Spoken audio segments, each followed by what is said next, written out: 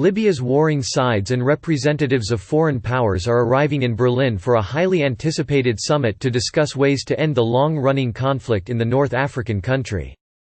The head of Tripoli's internationally recognized government, Fayez al-Sarraj, and his rival, renegade military commander Khalifa Haftar, are expected to attend Sunday's UN-backed gathering in the German capital, the first such event since 2018.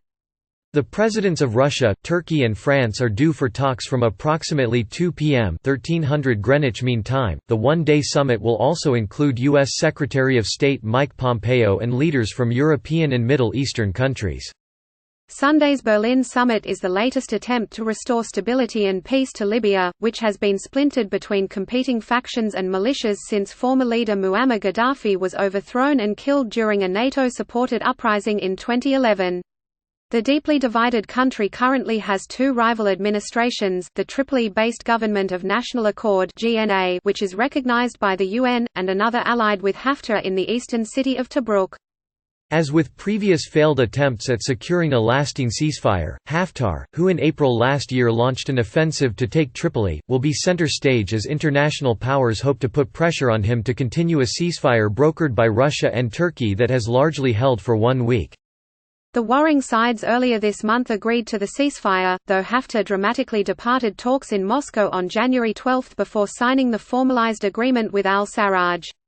Eastern-based forces loyal to Haftar escalated the conflict on Friday when Allied tribesmen shut down eastern oil ports, cutting oil production by 800,000 barrels per day, and crippling Tripoli's main source of income. The move was a protest against Turkey's decision to send troops to shore up the GNA.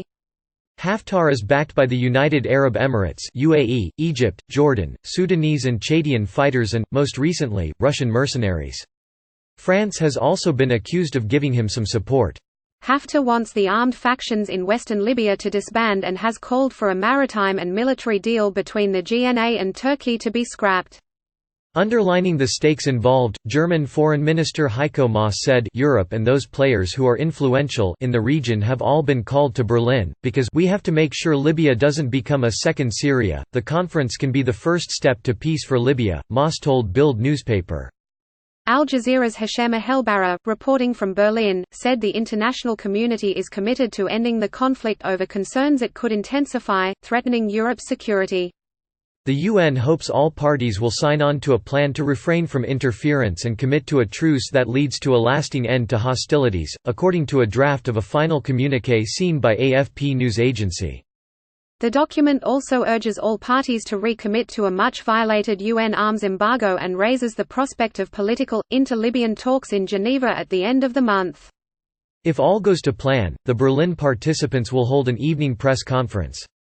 What the Berlin Conference is trying to do is get an agreement between the states meddling in Libya to stop their support of the warring parties, Wolfram Lacher, a political analyst, told Al Jazeera. The problem is Western states are not ready to put pressure on Haftar's foreign supporters, particularly the UAE, so the promises that the foreign meddlers will make in Berlin ring hollow, he said. On the eve of the talks, Turkish President Recep Tayyip Erdogan warned Europe to stand united behind al-Sarraj's government, as Tripoli's fall could leave fertile ground for armed groups ISIL or al-Qaeda to get back on their feet. The International Crisis Group's Libya expert Claudia Gazzini said the Berlin conference could be a modest step forward on the path to peace, yet the risk remains that some participants will merely pay lip service to the diplomatic initiative, even as they continue to fuel a war from which they benefit.